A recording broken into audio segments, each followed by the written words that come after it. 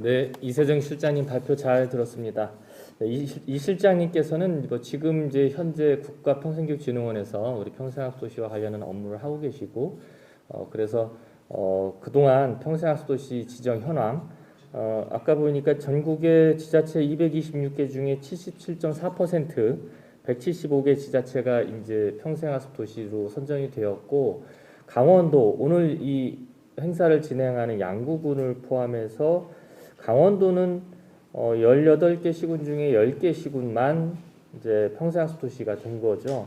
여러분들도 아시다시피 우리 광역 자치단체 중에서는 경기도만 전 시군이 학습 도시로 되었고, 우리 강원도도 그렇고 경상북도도 그렇고 아직 학습 도시가 이제 뭐 한 50%, 60%이 정도밖에 지정이 안 돼서 우리 사실 열심히들 다들 하고 계시는데 교육부가 지정하고 있는 학습도시에 지정이 안 돼서 좀 안타깝긴 합니다만, 오늘 이런 행사가 시작이 되어서 학습도시로 가는 우리 오늘 포럼의 그 주제이기도 하듯이 국토의 정중앙인 양구도 빨리 학습도시가 지정되길 바랍니다.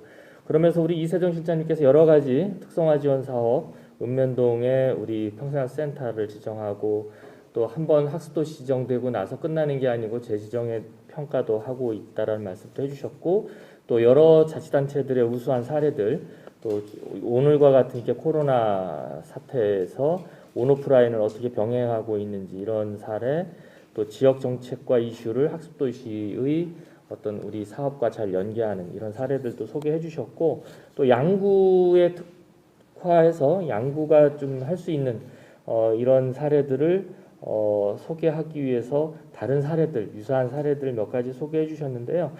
저도 오늘 양구에 와서 이제 느낀 게 양구의 1인 세대가 46.5% 이렇게 되고 있고, 또 인구 소멸 위험 지역 중에 또 하나고, 그리고 또 여기 입지가 접경 지역이고, 또 군이 많이 또 군부대가 위치하고 있다. 이런 지역적인 어떤 특색, 이거를 위기라고 생각하면 위기지만 거꾸로 생각하면 기회이기도 합니다. 그래서 양구는 그러니까 오늘 양구 행사니까 양구는 이런 어떤 지역적인 기반, 여건, 입지 이거를 좀 잘 살려서 지역의 특화 사업 또는 특색 있는 사업으로 우리 군수님이 펴고자 하는 군정 정책하고 잘 맞는 평생교육 정책으로 좀 잘 엮어내면 좋지 않을까. 그래서 사업을 기획하면서부터 끝나는 평가 모니터링까지 잘 하는 것이 중요하다라고 이세정 실장님의 발표를 잘 들었습니다. 그러면 다음 발표는 우리 행정안전부 지역혁신정책국의 시민협업팀장을 맡고 계시는 황석연 팀장님의 발표를 들어야 되는데, 아까도 서두에 말씀드렸듯이 황 팀장님께서 갑자기 또 뭐 보고하실 일이 있으셨는지 오늘 실시간 유튜브 방송이기 때문에 여기 나타나셔야 되는데 사정이 생기셔서 어제 미리 녹화를 저희가 했습니다. 그래서 황석연 팀장님 평생학습의 동력 주민 성장이라는 주제로 발표를 해주실 텐데요.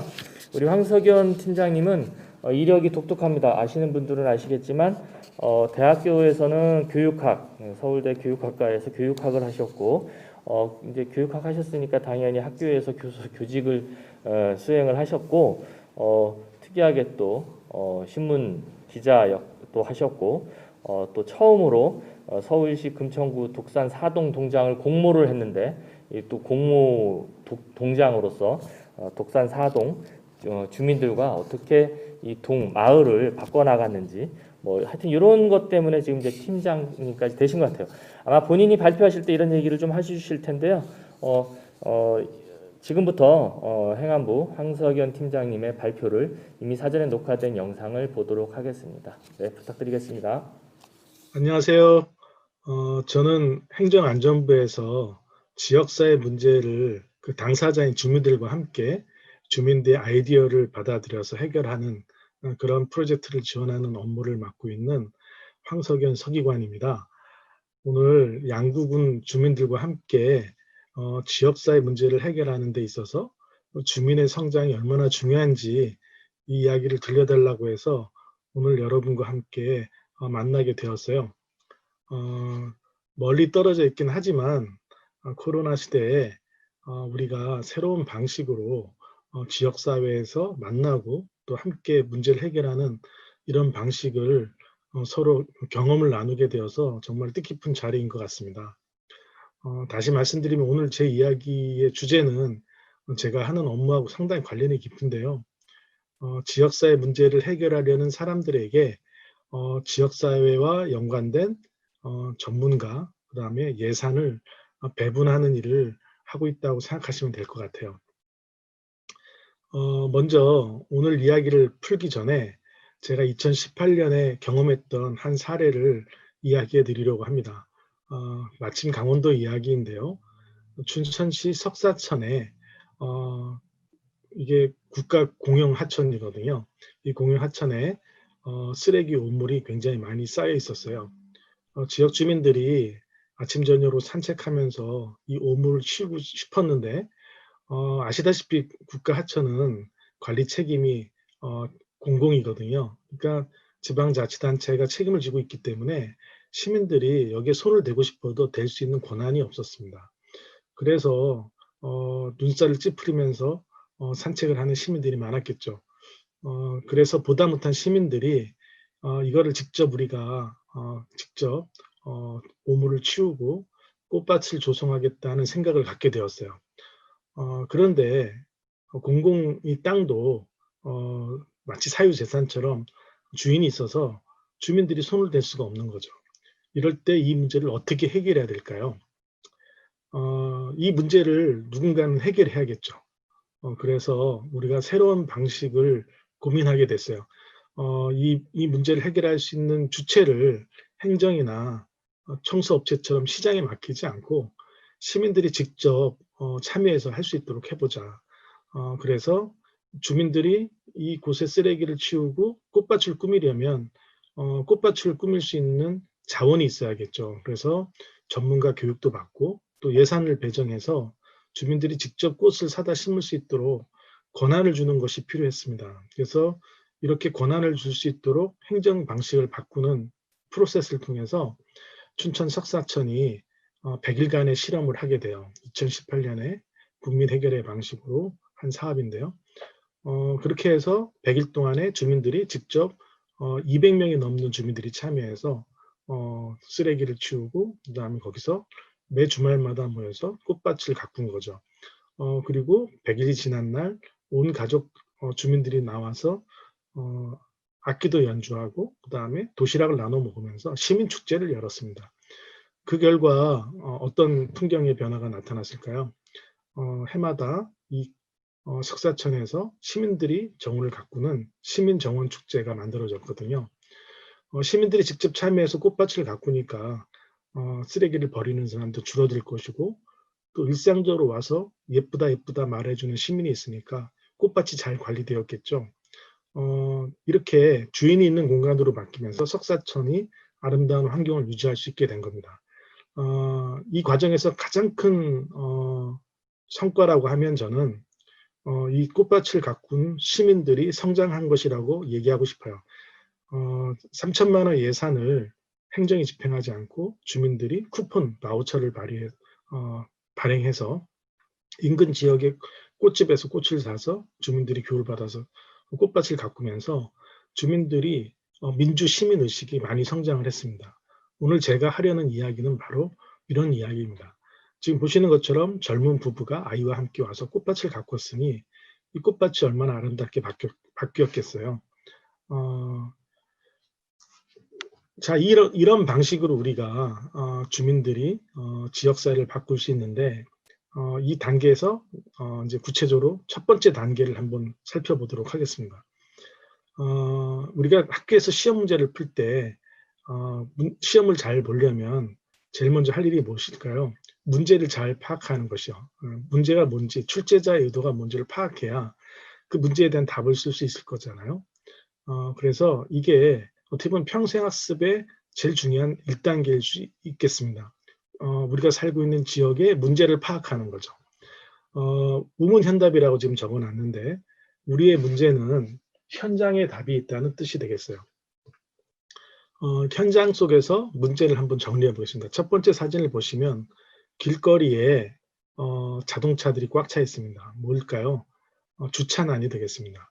그리고 골목길의 교통 문제 이로 인해서 안전이 위협을 받겠죠. 이 문제를 해결하기 위해서 주민들은 전화를 겁니다. 민원을 넣어요. 행정에 민원을 넣어서 불법 주차된 차량을 치워달라고 한다든지 아니면 주차장을 더 만들어 달라고 한다든지 여러 가지 해법들을 내놓을 수 있겠죠. 근데 지금까지는 이러한 해법을 행정이나 시장에만 맡겨왔어요. 여러분은 시민이 주인이 돼서 시민들이 주체가 되어서 이 문제를 해결할 수 있을까요? 만약에 그럴 수 있다면 이 문제를 시민들의 힘으로 풀어낼 수 있다면 시민들의 역량이 성장하는 것이라고 볼 수 있겠죠. 주민들이 성장할 것입니다. 주민들이 이런 문제를 해결할 수 있는 동네와 그렇지 못한 동네의 삶의 질이 달라지지 않을까요? 밑에 보면 여러분 흔히 보는 전봇대와 그다음에 의료수거함입니다. 여러분 많이 보는 풍경이죠. 근데 이게 민원의 대상이 돼요. 왜냐하면 흔히 보듯이 쓰레기가 이곳에 쌓이게 됩니다. 사람들이 신기하게도 여기다 쓰레기를 버려요. 그러니 골목길 쓰레기 문제를 우리가 이 전봇대와 의료수거함에서 보게 되는 거죠. 이거를 어떻게 해결해야 될까요? 오른쪽 상단을 보면 불에 탄 집이 있습니다. 조그마한 골목길에 사소한 실수 불이 났는데 그 집에 살지 못하고 이사를 간 다음에 방치되어 있어요. 이런 빈집 또는 사고로 인해서 방치된 집이 골목길에 남아 있다면 그 골목은 슬럼화되겠죠. 굉장히 위험한 골목길, 주거 환경이 될 겁니다. 정주 환경을 정비하기 위해서 이거를 행정에 맡길지 아니면은 LH 같은 회사에 맡길 것인지 아니면 주민들이 이 공간을 접수해서 이 골목에 사는 사람들의 삶을 가꿀 수 있는 공간을 바꿀지 그건 우리의 선택의 문제겠죠. 네 번째는 오른쪽 하단에 있는 것은 제가 직접 경험한 문제인데요. 제가 2016년부터 17년까지 서울의 한 동네에서 동장을 했었습니다. 그때 저희 동네에 레미콘 차량이 후진을 하다가 전봇대를 들이박았어요. 이로 인해서 200명이 넘는 사람들이 단전 단수를 겪었고 굉장히 고통스러운 한 달을 보냈습니다. 보통은 이 경우 이 피해 보상부터 사고 정비일까지 행정이 주도를 하는데 저희 동네는 이것을 행정보다는 그 피해자와 주민들이 직접 나서서 피해 과정을 수습하고 피해 보상까지 다 마무리 지었어요. 그리고 보상받은 금액을 가구당 나눴을 때 10만 원이 채 되지 않는 돈이어서 어느 주민이 이렇게 얘기를 했어요. 그 돈을 나눠 갖지 말고 차라리 모아서 마을을 위해서 쓰자고 제안한 거죠. 그래서 저희 동네에 2천만 원이 넘는 피해 보상금이 마을 기금으로 형성되었습니다. 이후에 이 돈은 무려 2년 뒤에 4,800만 원으로 불어났는데요. 이 돈을 가지고 지역 사람들이 개인이 아닌 마을의 공공의 일을 위해서 쓰이는 마을 자금을 쓰는 계기가 되었거든요. 이 네 가지 다 공통점이 뭐냐면 개인의 문제라기보다는 여러 사람이 함께 겪는 마을의 문제를 갖고 있다. 그리고 이 문제를 해결하고 싶어하는 사람들이 많다. 그럼 이 사람들이 이 문제를 해결하기 위해서 주인공으로 등장했을 때 이 문제를 해결할 수 있도록 이 사람들이 무엇을 줄 것인가. 권한이고 예산이고 정책이 붙어야겠죠. 이러한 것을 지원받아서 이 문제를 해결을 했을 때 지역사회 주민들이 이 문제를 해결했기 때문에 이 문제의 해결된 상황이 지속 가능성이 길어지겠죠. 그러면 삶의 공간이 굉장히 풍요로워지거든요. 이 과정을 우리가 평생 교육 과정에 어떻게 담아낼 수 있을 것인가. 이게 오늘 제가 하려는 이야기의 핵심이 되겠습니다. 결국 우리는 지금까지 누구나 좋은 마을에 살고 싶은데 지역사회에 어떤 문제가 생기면 그 문제를 해결하기 위해서 위대한 지도자를 뽑았어요. 그리고 그 지도자가 지시하는 대로 따라하는 사람들이 많았죠.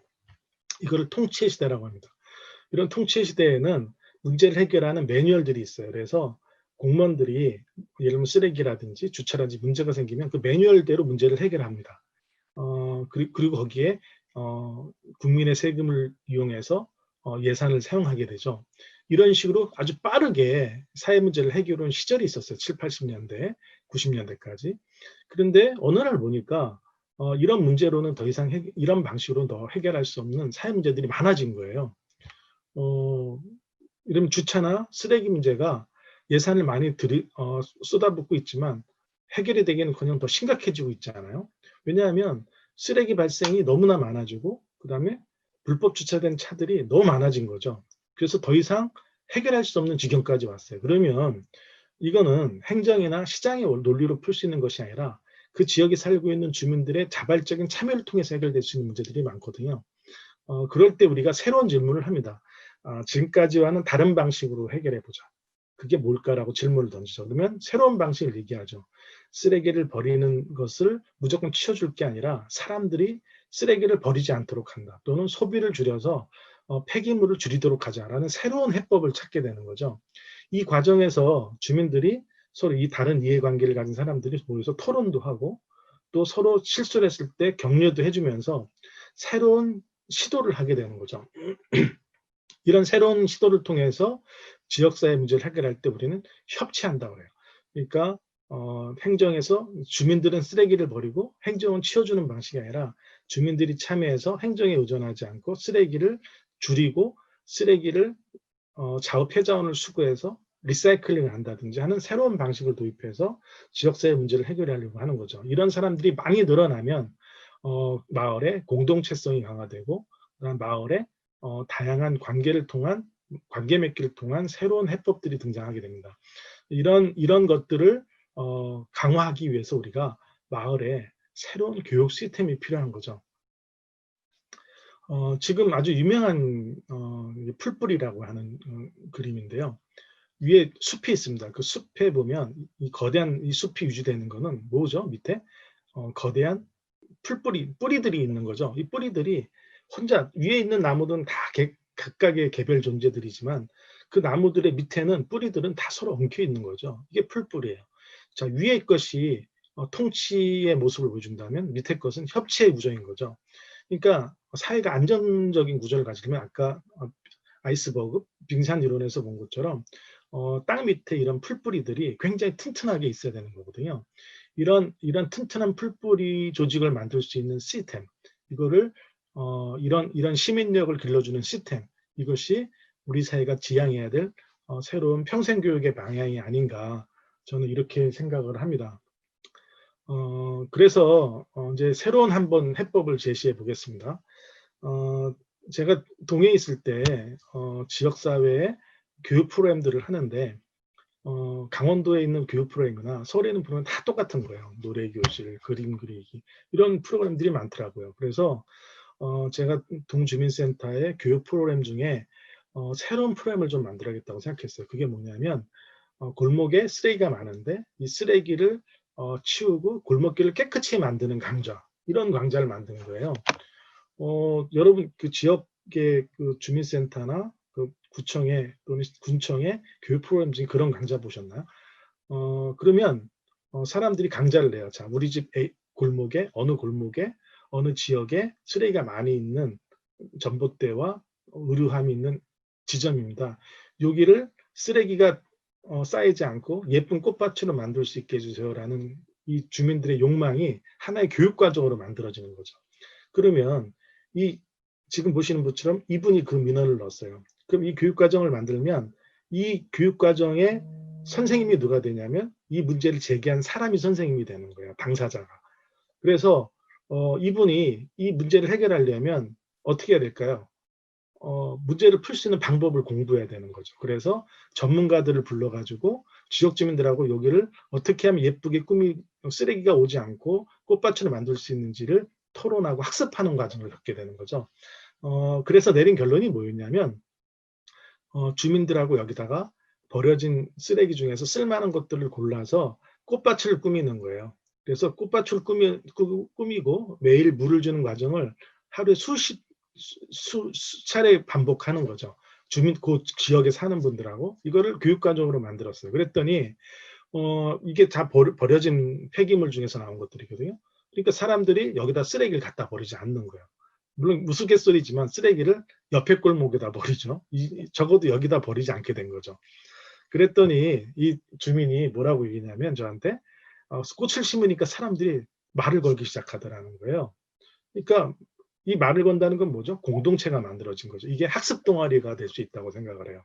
이렇게 해서 학습 동아리가 만들어지니까 사람들이 여기서 라면 이제 이 집 주인이 이제 선생님이죠. 선생님 같이 떡볶이도 먹고 라면도 먹고 끓여 먹고 하면서 친구 관계가 만들어지는 거죠. 이렇게 된다면 뭘 했을까요? 두 번째는 이와 똑같은 문제를 겪고 있는 동네에 공간들이 많겠죠. 저희 동네 보니까 88개가의 공간이 이런 문제를 겪고 있었어요. 그래서 이번에는 다른 데 똑같은 문제를 갖고 있는 지역에 똑같은 사람을 찾아가지고 이런 방식으로 하도록 교육을 시키는 거죠. 이렇게 해서 동네 전체가 어떻게 바뀌었을까요? 88명의 저희 동네는 그래서 65명이 참여했는데 65명의 꽃밭을 가꾸는 사람이 만들어졌어요. 선생님이. 그래서 이 65명이 꽃을 기르는 방식에 대한 교육을 받고 그다음 여기다 꽃을 가꾸니까 쓰레기가 전부 다 어디로 갔냐면 집 안으로 들어갔습니다. 집 안으로 들어가고 이 쓰레기를 공동으로 배출하는 한만 가져오는 학습 조직이 만들어진 거죠. 동네 전체에. 자, 이런 식으로 해서 지금까지 우리가 갖고 있던 쓰레기 문제에 대한 새로운 솔루션을 찾기 시작한 거예요. 저는 이렇게 교육 과정을 만들 수 있다고 생각을 합니다. 이게 지역의 문제를 해결하는 실천적인 학습 따로 실천 따로가 아니라 학습과 실천이 함께 일어나는 방식으로 지역사회 문제를 해결할 수 있다고 봤어요. 바로 이런 거죠. 여기도 전봇대가 보이고 그다음 옆에 의류함이 있었습니다. 근데 그 의류함을 수거해 가고 거기다가 저희 주민센터에서 쓰지 않는 벤치를 갖다 놓고 여기에 쌓였던 쓰레기 중에서 버려진 것 중에서 쓸만한 것들을 골라가지고 꽃을 사다 심어가지고 갖다 놓은 거죠. 그리고 뒤에는 쓰레기 버리면 100만 원이라는 벌금 표지판을 띄어내고 그 쓰레기 중에서 동네 아이들이 그림이 있었어요. 그런 것들을 찾아가지고 깨진 액자했던 그림 같은 걸 찾아서 붙이고 이걸 관리한 겁니다. 이랬더니 쓰레기로 버렸던 이 화분과 꽃들을 사람들이 주워가요. 자기 집으로 갖다 놓겠다고. 그러면 다시 또 꽃병이나 쓰레기 버린 것 중에서 또 버려진 신발 같은 걸 화분으로 이용해서 꽃을 갖다 놓는 거죠. 이렇게 버려진 폐기물에다 꽃을 심는 교육 과정을 만들어 가지고 여기를 계속 관리를 하는 겁니다. 자, 이런 공간이 하나 둘 늘어나기 시작하겠죠. 그러면서 60명이 되었을 때 우리는 어떻게 했냐면 쓰레기 수거에 들어가는 비용이 있습니다. 쓰레기 처리 비용 중이 연간 한 3억이 되는데요. 큰 골목길로 내보내는 중간 단계의 쓰레기 수거 시스템 예산이 3억 원이 있었어요. 저희 마을에. 이거를 65명이 나눠 가졌습니다. 그래서 한 달에 40만 원씩 오히려 수당을 받는 시스템이 만들어진 거죠. 그러니까 이러한 변화의 핵심이 뭐였냐면 쓰레기 때문에 골치 아파하는 주민 65명을 찾아낸다. 그리고 그 65명이 꽃을 기르는 교육을 받는다. 그리고 쓰레기가 많은 곳에 그분들이 배치돼서 자기 집 앞에 있는 곳에다가 꽃밭을 꾸미는 이러한 실천 활동을 한다. 이것이 동네 교육 프로그램으로 정착되도록 한다. 이런 방식을 겪었던 거예요. 제가 이런 사업을 동네에서 했는데 아이디어는 여기서 얻었습니다. 2013년도에 영국의 미들스브로라는 한 마을이에요. 이 마을에 할머니가 골목길에 살았는데 이 골목길에 쓰레기가 많으니까 아이들이 다 이사를 가죠. 엄마들이. 이런 지저분한 골목에서 살 수 없다고. 그래서 아이들이 이사를 가니까 할머니가 너무 외로웠던 거예요.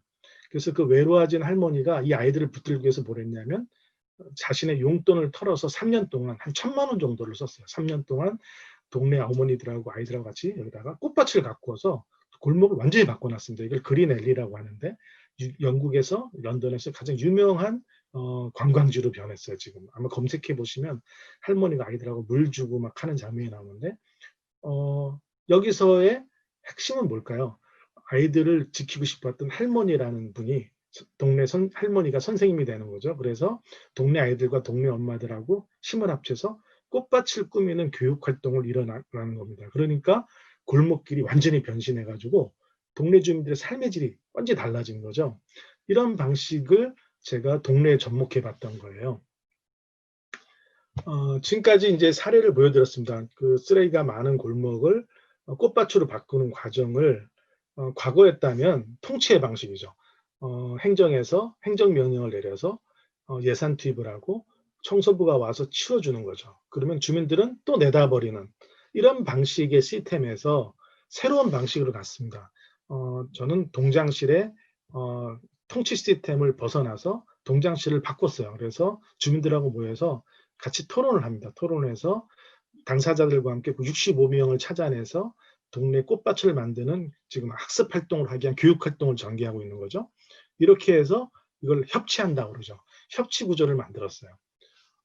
그러면 두 번째는 이런 방식을 어떻게 하냐면 이제 처음에는 이제 보시면 이제 아까 제가 전봇대가 부러졌다고 그랬죠. 사고가 났습니다. 문제가 발생해요. 그러면 대개 참여하는 사람들은 여러 가지 계층이 나뉘게 됩니다. 참여 주민들이.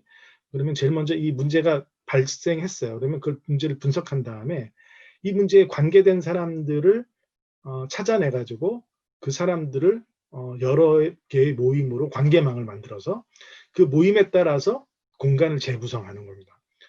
그래서 두 번째 단계는 그 주민들의 요구를 분석하는 거죠. 주민의 최대 관심 사항이 뭐죠? 그다음에 이게 좋은 일이지만 나하고는 상관없어라고 하는 사람도 있을 수 있고 어떤 사람들은 아주 적극적으로 관심을 갖는 사람도 있는 거죠. 그러면 이런 적극적으로 관심을 갖는 사람들을 주인공으로 해서 약간 관심 있는 사람들을 공동체로 만들어서 이 사람들이 행동에 나설 수 있도록 하는 이러한 과정을 엮어 나가는 거죠. 이걸 우리는 새로운 주민이 주인공으로 등장하는 과정이라고 하는 겁니다.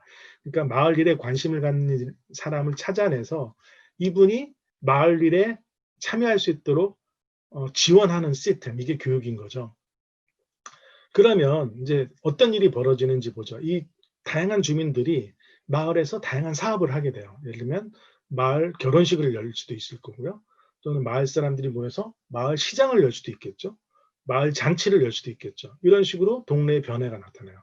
오른쪽 보시면 전봇대가 있는 곳에 이렇게 쓰레기가 있었는데 이것을 꽃밭으로 만드는 공간의 변화를 일으키게 되는 거죠. 이게 전부 다 학습 과정에서 일어나는 일들입니다. 그래서 지금 보시는 장면은 주민센터의 3층에 주민들이 모였는데 이 테이블 하나하나가 학습 조직이에요. 그러니까 이 테이블은 어느 지역의 전봇대 밑을 바꾸고 싶어하는 사람, 이 테이블은 어느 지역 골목길에 주차 문제를 해결하고 싶어하는 사람, 이 테이블은 어떤 골목에 마을 장터를 만들고 싶어하는 사람, 이렇게 주민들의 욕구별로 모임을 만들어주는 거죠. 그런 다음에 마을 전체 주민들이 모여가지고 이 사업에 대한 토론을 한 다음에 마을이 가지고 있는 예산을 배분합니다. 배분해서 그 예산을 가지고 학습을 하도록 짜는 거죠. 그래서 마을 일과 학습을 같이 연결해주는 일을 하는 거죠. 이렇게 했더니 동네에 여러 가지 변화들이 나타나요. 보시는 것처럼 이거는 마을 도서관에 엄마들이 모여가지고 지역사의 어떤 문제를 이 엄마들이 지금 공통된 문제가 있어요. 지금 이 상황은 아이가 다쳤습니다. 그 다친 엄마와 그 아이의 엄마를 둘러싸는 동네 같은 또래 어머니들이 모여가지고 그 아이가 다친 문제를 해결하고 다시는 그런 사고가 발생하지 않도록 하기 위해서 우리가 동네를 어떻게 바꿔야 될지에 대한 문제 해결하는 토론을 하고 있는 장면이 되겠습니다. 이 장면은 뭐냐면요. 동네에 주차난이 심각하잖아요.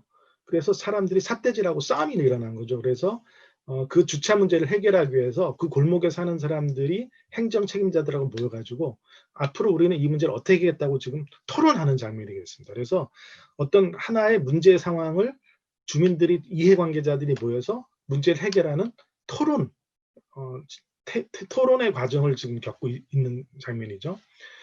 이렇게 했더니 저희 동네가 어떻게 바뀌었냐면 저희 마을에 큰 쓰이지 않는 공간이 있었어요. 유휴 공간인데 여기 이 공간을 금천 1번가라고 해서 바꿔서 이 모임들이 여기 와서 일상적으로 그 문제를 해결하는 활동을 하는 거죠. 프로젝트를. 그래서 이런 모임이 저희 동네만 27개가 생겼어요. 독산 4동에만. 제가 있던 동네가 독산 4동인데요. 27개가 생겼고 마을 전체로는 굉장히 많은 50개, 100개가 되겠죠. 이런 식의 모임이 막 생겨납니다. 그러면 이 문제를 해결하고 있는 학습 조직들이 모여서 그 문제를 해결할 수 있는 교육을 받고 예산을 배정받아서 이분들이 활동하는 공동체 공간이 되는 거예요. 이런 공동체 공간을 우리가 마을 주민들의 문제 해결 공간, 그래서 우리가 금천 1번가라고 만들었습니다. 그래서 여기서 주민들이 행정하고 모여가지고 문제를 해결하는 이러한 실천 공간이 되는 거죠. 이런 공간까지 만드는 데까지 발전을 하게 됐어요. 양구군에도 제가 좀 지난해 일인가요? 아마 마주누리라고 공간을 만들었던 것 같은데요. 어, 어, 휴가를 받은 장병들이 도시까지 갈 수 없으니까 그 양구군 중심가에 나와가지고 휴가를 때 보내던 쉼터였겠죠. 그 쉼터가 이제 사용하는 사람들이 줄어드니까 아마 마을 공동체가 활동할 수 있는 공간을 만들었을 거예요. 그 공간에 지역 주민들이 모여서 마을 일을 함께 논의하는 그런 교육 프로그램과 사업을 담아보는 거죠. 그걸 제가 한번 여러분들한테 제안해 볼 수 있을 것 같아요. 그러면 이제 두 번째 단계는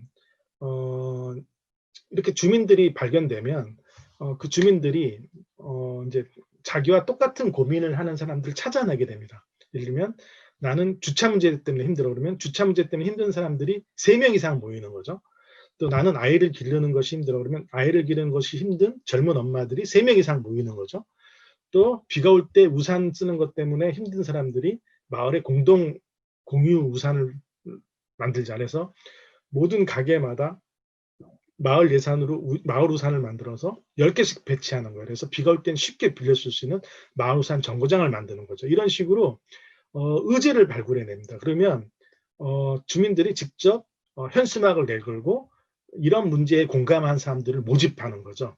그래서 문제 해결을 하는 학습 공동체의 수를 불려나가게 됩니다. 그러니까 저희 동네에는 이런 마을 의제를 수시로 이렇게 현수막으로 걸었어요. 근데 현수막을 지금 보시면 알겠지만 다 다르죠. 왜 그럴까요? 각 모임마다 각자 그 모임의 주도 세력들이 다르기 때문에 현수막이 다 다른 거예요. 만약 이것을 주민 주도를 하지 않고 행정이 주도했다면 현수막이 다 똑같은 디자인에 똑같은 글씨체였을 거예요. 근데 지금 이 문제를 보시면 알겠지만은 서로 다른 주체들이 주민 주도를 했기 때문에 현수막도 다 다른 거죠. 그럼 행정은 어떤 역할을 했을까요? 이러한 사업에 현수막이 만들어지면 영수증을 갖다 주면 정산하는 작업만 행정이 해줍니다. 기존의 관주도일 때는 이런 사업을 관이주도 했다면 현수막을 만드는 것도 다 행정에서 했겠죠. 그러나 이제 이런 마을은 이런 학습 조직이 만들어진 마을은 이런 현수막을 만들고 하는 모든 과정도 주민들이 주도하게 되는 거죠. 그 결과 이런 우산이 만들어졌습니다. 주민들이 작은 예산을 배정받아서 마을 우산을 만들고 이런 우산을 200개를 만들어서 10개씩, 20개씩, 20개의 가게에다가 나눠주는 거죠. 그래서 동네 모든 가게에 이 우산을 배치하면 이 우산이 없어지지를 않아요. 어느 가게에나 있기 때문에 사람들이 우산을 썼다가 그 가게에 반납하는 거죠. 그래서 저는 1년 정도 하면 이 우산이 절반쯤 없어질 줄 알았어요. 그런데 우산이 하나도 사라지지 않았습니다. 단 2개가 행정구청에 가 있었어요. 그러니까 만약에 이것을 행정에서 주도해서 만들었다면 시민들은 이 우산을 쓰고 난 다음에 자기 집에다 갖다 숨겼을 거예요. 행정에서 만들고 행정에서 관리하니까 쓰고 안 반납하죠. 그런데 주민들이 만들고 주민들이 관리하니까 어느 주민도 이것을 가져다가 자기 집에 갖다 놓지 않았단 말이죠. 이게 주민주도로 사업을 했을 때 나타나는 장점이라고 할 수가 있겠습니다. 이런 방식이 영국의 런던에 보면 람베스라는 구가 있는데요. 우리 용산 정도 되는 구인데요. 여기서 실험을 했었습니다. 오픈웍스라고 해서 이 구는 동네 사람 1000명들이 회의를 해서 1년 동안 20개의 프로젝트를 찾아냈습니다. 그럼 20개의 프로젝트를 하기 위해서 예산을 배정하고 그 20개의 프로젝트를 이해관계자들이 모여서 매년 해결해 나가는 거죠. 그러면서 지역사회에 비어있던 공간을 팝업 스토어처럼 워크숍 공간이라는 공간을 만들어서 공무원들하고 사람들이 같이 만든 거예요. 이게 제가 급철 일본가를 만든 아이디어였는데요. 이런 식으로 해서 해결한 실제 프로젝트가 뭐가 있었는지 한번 보겠습니다. 동네 사람들이 시골이 아닌 도시에서 도시농업을 하고 싶었어요. 그래서 땅이 필요했는데 도시에는 땅이 없잖아요. 그러니까 마을에 비어있는 공터들이 있는 거죠. 예를 들면 버스 차고지 옆에 약간 짜투리 땅이 있었죠. 그러면 그 짜투리 땅을 동네 사람들이 합의해서 거기다가 꽃밭이나 도시농업이 가능한 정원으로 만드는 겁니다. 그런 다음에 이거를 시민들이 갖고 와서 여기서 뭐 과실수를 심을 수도 있겠죠. 여기서 나오는 과실이나 이런 걸 이용해서 뭐 잼이나 잼이나 이런 것들 만들어서 먹을 수도 있겠죠. 그다음에 뭐 양봉을 할 수도 있겠고요. 이렇게 해서 도시농업을 한 사례입니다. 그래서 이런 방식으로 공공의 자원을 주민들이 합의하에 지역사회에서 다양한 방식의 실험들을 해볼 수 있는 거예요. 지금까지 말씀드린 것처럼 이제 이런 문제를 하려면 결국 사람을 찾아내야 되는 거죠. 어떤 사람이냐면 우리 동네 이런 문제가 있네라고 문제의식을 가진 사람을 찾아냅니다. 그럼 이 사람이 행정에 전화를 걸어서 민원을 넣는 것이 아니라 같은 고민하는 사람들 찾아내서 공동체를 만든 다음에 그 문제를 해결하기 위해서 자원을 연결하죠. 예산이나 정책, 그다음 전문가들과 연결을 받아가지고 이 문제를 스스로 해결하도록 하는 겁니다. 행정이 아니라. 그렇게 되면 그 문제를 해결하는 과정에서 주민들의 성장이 일어나죠. 저는 이 과정을 평생교육에 넣는다면 문제를 발굴하는 것이 학습 과목이라고 생각할 수 있어요. 평생교육 시스템으로 보면 수강 과목이 되는 거죠. 그런 다음에 이 문제를 해결하고 싶은 사람들이 참여하면 이게 수강생이 되는 거예요. 그래서 이 수강생들이 이 문제를 해결하는 실질적인 수업을 받으면서 그 문제를 해결해 보는 거죠. 그러면 성적이 올라가는 것처럼 주민들이 성장을 하죠. 만약에 행정이 주도했다면 이걸 성장한다고 안 하고 성공했다고 표현할 거예요. 어떤 비즈니스처럼 성공이라는 표현을 썼겠지만 그게 아니라 이 과정은 실패할 수도 있습니다. 그러니까 실패하더라도 주민들이 성장하도록 돕는 게 더 주안점이 되는 거죠. 그렇게 되면 그 문제를 해결하는 과정에서 그 공간, 해당 공간에 아까 쓰레기장이 꽃밭으로 바뀌는 것처럼 공간이 변하게 돼요. 그러면 삶의 질이 높아지는 거죠. 이런 시민들을 많이 발굴해서 이 시민들이 마을의 문제에 참여할 수 있도록 하는 것이 평생교육이라는 겁니다. 이 문제를 좀 더 확장하면 저는 스웨덴의 툰베리처럼 기후변화에 대응하는 소녀가 마을의 주인공이 될 수도 있죠. 그래서 평상시에는 기후환경에 대응하다가 평상시에는 학교로 가서 공부를 하고 또 시간이 날 때는 다시 마을 지킴이로 돌아가고 이런 슈퍼맨처럼 살아가는 거죠. 클라크가 여자친구를 돕기 위해서 여자친구가 위태로울 때는 슈퍼맨이 되잖아요. 그리고 위기에서 벗어나면 다시 평범한 시민으로 돌아가는 것처럼 이런 과정이 순환적으로 일어나는 마을을 만들 수가 있습니다. 저희 동네에 몇 가지 사례들이 있는데요. 왼쪽에 있는 분은 가족이 없이 혼자 사는 아저씨예요. 50대 아저씨인데 소득도 없었습니다. 그래서 이가 다 빠졌어요. 스트레스를 받아가지고. 그래서 저희 동네 조그마한 기원에서 살고 계셨는데 이분이 혼자 살지 않도록 저희 주민들이 발굴해서 데려오셨죠. 그래서 저희가 슈퍼맨 복장을 만들어 드렸습니다. 그리고 뭘 했을까요? 아까 했던 골목에 쓰레기 골목을 꽃밭으로 바꾸는 일을 하셨어요. 오른쪽 그랬더니 이분이 몇 달 뒤에 아까 얘기한 것처럼 저희 마을의 예산을 매달 40만 원씩 받는 일자리가 됐다고 그랬죠. 그리고 6개월이 지난 다음에 자기가 소득이 생기니까 치과에 가서 약간은 지원을 받았지만 틀니를 하는 상황까지 간 거죠. 그러면서 삶의 질이 굉장히 높아지는 거죠. 그래서 사람의 삶이 바뀌게 됐습니다. 오른쪽 분은 저희 동네에 있던 성당의 주임 신부님이세요. 이분은 어떤 일을 했냐면 성당에 있는 주차장에 차를 전부 다 드러내고 수영장을 만드셨습니다. 여름에. 어떤 일이 벌어졌는지 보여드릴게요. 그리고 그 수영장에서 아이들이 한 달 동안 놀 수 있도록 수영장을 운영하셨어요. 그러니까 이 신부님이 아니었다면 동네 아이들이 마을 수영장에서 놀 수 없었겠죠. 이런 모든 마을의 풍경의 변화에는 그 문제를 주도하는, 그 문제를 풀어내는 주민들이 있었다는 얘기를 제가 드리기 위해서 저희가 발굴한 2명의 슈퍼 히어로를 보여드렸습니다. 그럼 이런 슈퍼 히어로들이 한 명이 있을 때 그 한 명을 중심으로 해서 2명, 3명이 일어나고 3명 이상이 되면 이렇게 사과처럼 공동체가 만들어지는 거죠. 이런 공동체가 저희 동네에 27개가 만들어졌어요. 이 27개의 공동체가 학습을 하는 조직이 평생교육사회라고 저는 생각을 합니다. 그래서 예를 들면 골목꽃길 연구소는 버려지는 폐기물을 이용해서 화분을 만들고 그 화분으로 골목에 아름다운 꽃밭을 꾸미는 거죠. 여기에 예산을 400만 원 정도를 배치할 수가 있겠죠. 400만 원을 배치하고 나중에 이 모임은 마을정원관리소라는 조직으로 성장하겠다. 이런 모임이 27개가 생겨난 거예요. 동네교육위원회는 아이를 같이 키우고 싶어하는 엄마들이 모임이 만들어진 거죠. 그래서 보물섬 학교라는 걸 만들어냈습니다. 30, 40대 엄마들이고 이 엄마들이 선생님이 되기 위해서 학습하는 데 들어가는 교육비용이 연간 500만 원을 썼다는 얘기입니다. 이런 식으로 마을 예산을 집행하게 되는 거죠. 죄송합니다. 좀 물 한 잔 마시겠습니다.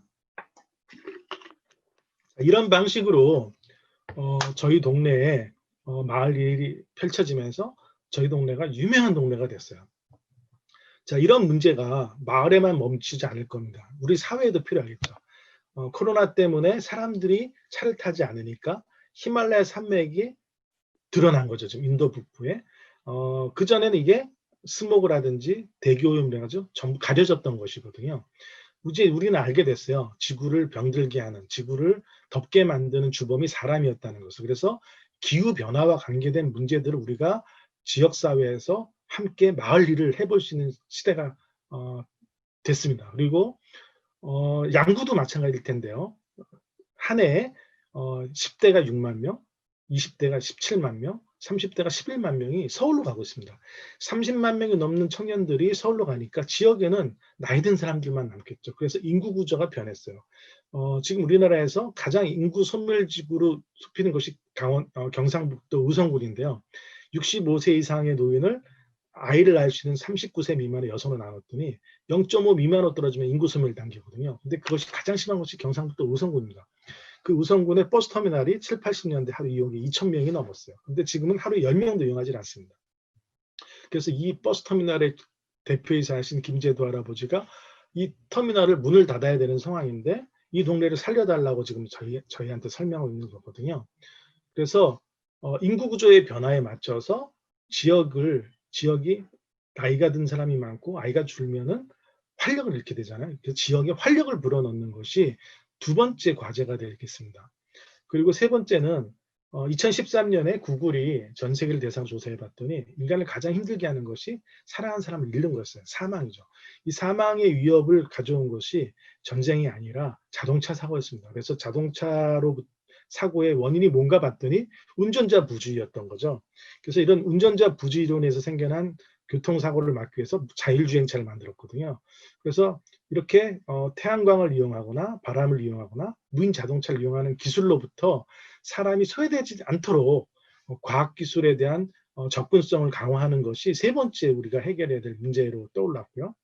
그 다음에 지금 기생충에서 본 것처럼 사람들은 땅 밑에 사는 사람과 땅 위에 사는 사람들 계층화된 거거든요. 그래서 빈곤의 문제가 중요해졌어요. 그래서 빈곤의 원인이 뭔가를 봤더니 일자리였습니다. 일자리. 그 다음에 아픈 거였어요. 아프면 가난해지거든요. 그래서 사람들이 가난하지 않기 위해서 일자리를 갖게 하고 그다음에 아프지 않도록 하기 위해서 우리가 무엇을 해야 되냐. 지금 코로나는 그래서도 굉장히 중요한 거죠. 코로나가 이 두 가지를 다 갖고 있습니다. 코로나가 번지지 않도록 해서 봉쇄 조치를 하면 일자리가 줄겠죠. 근데 일자리를 지키기 위해서 활동을 막지 않으면 아플 거 아니에요? 그래서 코로나가 무서운 거죠.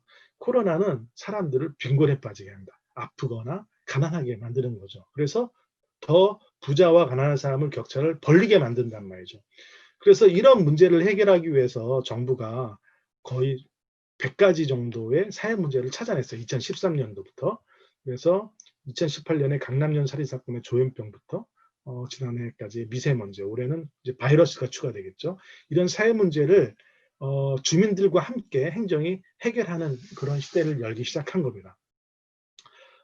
그래서 제가 다시 동네로 오면 동네에 여러 문제가 있는데 아이들하고 같이 그림을 그려봤더니 아이들이 상상지도를 그렸어요. 근데 거기에 이런 게 있었어요. 동물원도 있었고 그다음에 영화관도 있었고 그다음에 수영장도 있었던 겁니다. 그래서 실제로 그걸 해보는 거죠. 그래서 아까 신부님 제가 보여드렸잖아요. 그 신부님이 동네 성당의 주차장을 비우고 수영장을 지금 만든 장면입니다. 지금 개막식 장면이죠.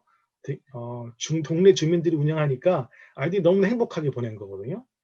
그 다음에 이제 이건 어떤 경우냐면 주민센터 앞에 불법 자판이 생겼는데 이것을 방치하니까 사람들이 보행에 불편이 생겼죠. 그래서 이걸 치워달라는 민원이 있었어요. 그런데 이 불법 자판 운영하는 사람도 주민인 거죠. 그래서 저희가 회의를 해서 어떻게 했냐면 내린 결론이 뭐냐면 똑같은 위치입니다. 주민센터에 돌을 치우고 거기다 조그마한 가게터를 만들었습니다. 그래서 누구나 쉽게 장터를 열 수 있도록 이렇게 바꾸고죠. 그리고 밤 24시간 불이 들어오는 아름다운 공간으로 여기를 바꿔냈어요. 마을 예산을 이용해서. 그래서 보행로도 확보하면서 마을에 1인 가게도 열어주는 이러한 솔루션을 주민들이 제안을 해서 이걸 실천에 옮긴 사례가 되겠습니다. 이거는 저희 동네에 나이 드신 분들이 많은데 젊은 사람들이 많이 참여하게 싶었던 거예요. 그래서 젊은이들이 동네 일에 참여할 수 있도록 1,000만 원 예산을 만들었습니다. 그래서 이 1,000만 원 예산을 시간당 10,000원씩 해서 50만 원씩 20명의 청년을 선발한 거죠. 그랬더니 이 청년은 제안서에 뭐라고 했냐면, 저는 마을을 재밌게 만들 수는 없지만 할머니 한 사람은 재밌게 만들겠습니다라고 했어요. 그래서 할머니 한 분의 마을 동무가 돼주고 그림 수업을 했더니 이 할머니가 굉장히 건강해진 거예요. 그래서 손녀를 얻게 됐기 때문이죠. 그리고 저희는 이 소녀에게, 대학생에게 50만 원의 활동비를 줬습니다. 이 사업이 그 다음에는 10명으로 늘어나요. 그리고 마찬가지로 동네 청년들이 놀이터에서 놀고 있는 아이들 중에 엄마 아빠 없이 노는 아이들의 이모 삼촌 역할을 해주고 또 50만 원씩 받았습니다. 그런 청년이 그 다음에 또 10명이 늘어났어요. 이렇게 하면서 청년들의 일자리가 만들어지는 거죠. 아르바이트 자리가. 그리고 이 청년들은 동네에 버려진 피아노를 주워서 그거를 삽보질하고 거기다 조율을 해서 주민센터 피아노 2대를 기증했어요. 그리고 동네에서 아이들과 함께 음악회를 연 거예요. 자, 이런 식으로 했습니다. 그리고 이 청년들은 골목길에 자동차 사고가 많이 나오니까 불법 주차된 곳에 차들이 못 들어오도록 전봇대에 색칠을 하고 픽토그램을 붙여서 천천히 들어오라. 그리고 천천히 들어오지 못한 차는 외곽으로 돌리는 일을 주민들이 골목길 지킴이 활동을 하는 장면입니다. 이걸 통해서 저희가 어떤 일이 벌어졌냐면 주민센터의 주차장을 개방하기 시작했어요. 처음엔 반대가 많았습니다. 그런데 골목길에 3,000대가 넘는 차가 있는데 8대 정도를 주민센터의 주차장에 들여놓는다고 해서 이 문제가 해결됐냐고 공무원들이 반발을 했어요. 그러나 저희는 이렇게 설득했습니다.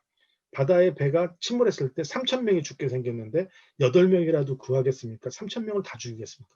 그랬더니 공무원들이 문을 열었어요. 그래서 주민센터에 밤에 8명의 주민들이 들어와서 공유 주차장이 만들어지니까 주민들이 개인 소유의 주차장들을 문을 열기 시작했죠. 그래서 그 다음에 480명까지 늘었고요. 그 다음에는 구 전체로 비어있을 때는 누구나 쉽게 공유할 수 있는 공유주차장이 확대되기 시작했습니다. 이런 식으로 해서 저희 동네가 쓰레기하고 주차를 시민들의 참여를 통해서 해결한 아주 전설적인 동네가 됐어요. 이런 시민력이 향상되니까 이제 어떤 주민들이 학습 과정을 이렇게 제안한 거죠. 새로 이사를 온 사람들이 있으면 함께 밥을 먹겠습니다. 그리고 학습 과목이 이거죠. 함께 밥 먹는 과목이에요. 그래서 현수막을 걸었습니다. 그래서 자기 개인 집에 초대를 해서 사람들하고 밥을 먹으니까 이 이야기가 소문이 나서 저희가 나중에 서울시에 제안을 했어요. 이 사진을 보여주면서 이제 주민들이 개인 집이 아니라 마을 식당을 만들어가지고 거기서 함께 밥을 먹으면서 주민들과 함께하는 시간을 갖고 싶다고 제안을 하게 된 거죠. 그래서 2억 원의 사업비를 받았습니다. 그래서 동네에 마을 식당을 만드는 계기가 만들어졌어요. 그리고 이런 활동이 만들어지니까 이분은 동네에 혼자 사는 사람들을 초대해서 그 집에서 간식을 먹는 학습 과정을 만들었어요. 그래서 3만 원 정도의 예산을 가지고 동네 가게에서 간식거리를 사가지고 동네 주민들이 함께 밥을 먹으면서 이웃관계를 만드는 이런 학습 과정이 만들어지기도 했고요. 아까 마을 식당이 만들어졌다고 했잖아요. 주민센터 2층에 저희가 마을 식당을 만들었는데 그 식당에서 혼자 사는 분들을 모셔다가 식사를 하고 그 남는 반찬들을 혼자 사는 동네 아저씨들에게 맡겨서 이거를 혼자 사는 주변의 이웃들한테 나눠주는 사업을 하게 되는 거죠. 이런 과정도 만들어졌습니다. 자, 이런 경험을 통해서 제가 행정안전부로 와서 이제 지역을 살리는 사업을 했어요. 여기는 충남 서천군입니다. 서천군이 충청남도에서는 가장 인구 소멸이 높은 그런 지역인데요. 도시 청년들을 불러서 7년 동안 비어있던 집에 살면서 그 지역에서 활동할 수 있는 기회를 만들어줬어요. 그래서 그 활동을 3개월간 하고 졸업하는 사람들을 내보내는 행사를 하는 건데요. 이 집이 7년 동안 비어있던 집입니다. 이 집에 젊은이들이 와서 사니까 동네가 활력이 생겨났겠죠. 그 청년들이 그 집주인이 돌아가시면서 역시 가게도 비어 있었거든요. 유리 가게가. 이 가게를 청년들이 직접 페인트 칠을 하고 여기를 갤러리로 만들어서 여기서 청년들이 미술 전공한 학생이 서울이 아닌 여기에 갤러리를 만들고 동네 아이들 그림도 그려주고 동네 어르신들 그림 수업도 하는 공간으로 바꾸면서 이 지역에 정착을 하게 됐습니다. 지금 이 마을에는 이런 프로젝트를 한 청년 조직이 15개 팀이 생겼고요. 그 다음에 주소를 완전히 옮긴 청년이 20명이 넘고요. 그 다음에 80명이 넘는 청년들이 이 마을과 관계되면서 지역살이를 시작했습니다. 그래서 아주 유명한 동네가 됐거든요. 이런 것들이 뭐냐면 지역에 비어있는 공간을 청년들에게 문호를 열어주고 그 청년들이 거기서 마음껏 활동할 수 있도록 권한을 줬기 때문에 생긴 거죠. 그럼 행정은 무슨 일을 했을까요? 이 청년들이 여기서 활동할 수 있는 예산을 만들어서 청년들이 직접 집행할 수 있도록 권한을 준 거죠. 지금까지 제가 아주 빠르게 주민들에게 권한을 주고 그 다음에 행정이 가지고 있는 예산을 주민들이 직접 설계해서 집행할 수 있도록 했을 때 마을에 어떤 변화가 일어났는지를 보여드렸습니다. 주민들이 그 과정에서 어떤 문제를 해결하고 싶어 했고 그 문제를 해결하기 위해서 강좌를 만들어서 전문가를 초대하고 그 전문가들하고 새로운 해법을 찾아서 그거를 실천에 옮겼더니 마을이 다양한 변화들이 나타났죠. 행복한 변화들이 일어났습니다. 그거를 압축적으로 보여주는 것이 이 사진입니다. 이 공간은 동장실이었습니다. 그전에는 동장이, 행정이 지시를 하면 주민들이 모여서 들러리가 됐어요. 권한이 없이 행정이 시키는 대로 일을 하는 그런 마을이었습니다. 그런데 지금은 주민들이 모여서 문제를 제기하고 그 같은 문제를 가진 사람들이 모여서 학습을 했어요. 그리고 그 학습의 결과에 따라서 실제로 실천해 나갈 때 마을 예산을 갖다 쓴 거죠. 우린 이것을 권한을 갖는다라고 얘기합니다. 진정한 의미에서 평생교육의 성과는 주민들이 권한을 가지고 책임을 지는 시민으로 성장을 한 거죠. 그랬더니 동장시에서 지시를 받아서 움직이던 주민들이 이제는 스스로 자기가 무엇을 할지를 파악하고 그거를 주민들과 함께 협력해서 해결하는 동네로 바뀐 거죠. 협치의 공간이 된 겁니다. 그래서 보시면 왼쪽에 피아노가 있는데 이 피아노가 동네 청년들이 만든 피아노죠. 저 뒤에 있는 것을 보시면 동네 주민들이 함께 운영하는 동네 공유 서가입니다. 책방이 만들어졌고 여기서 어떤 일을 했을까요?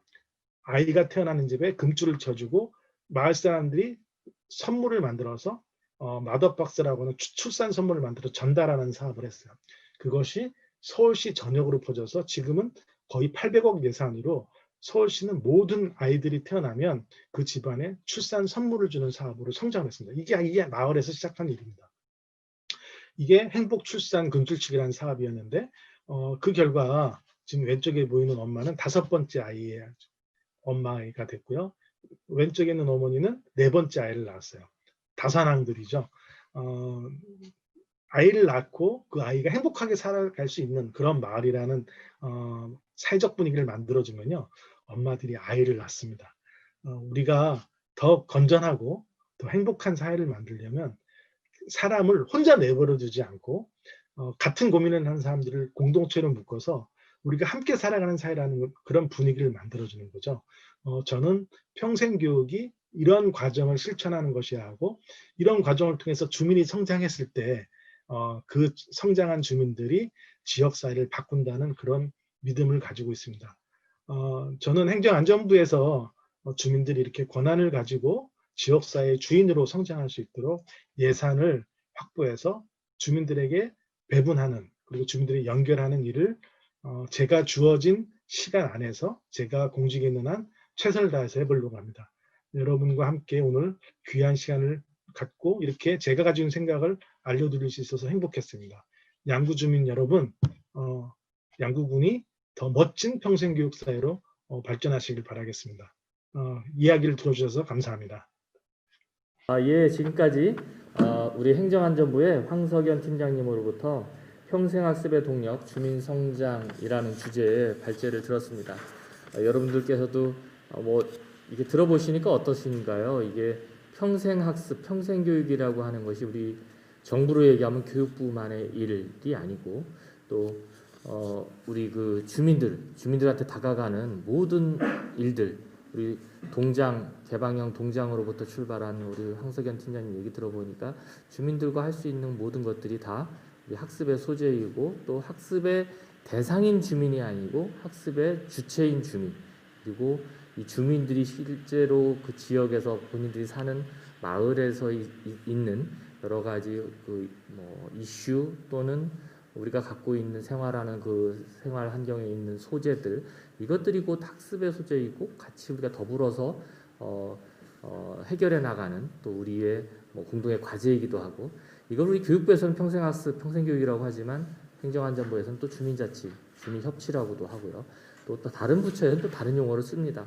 제가 보니까 이 중요한 거는 어느 부처의 어느 사업 명칭으로 되어 있는지가 중요한 게 아니고 우리 주민들과 함께 할 수 있는 거.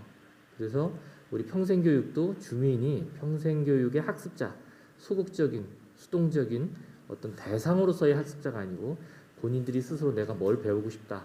그리고 내가 누구를 가르칠 수 있다.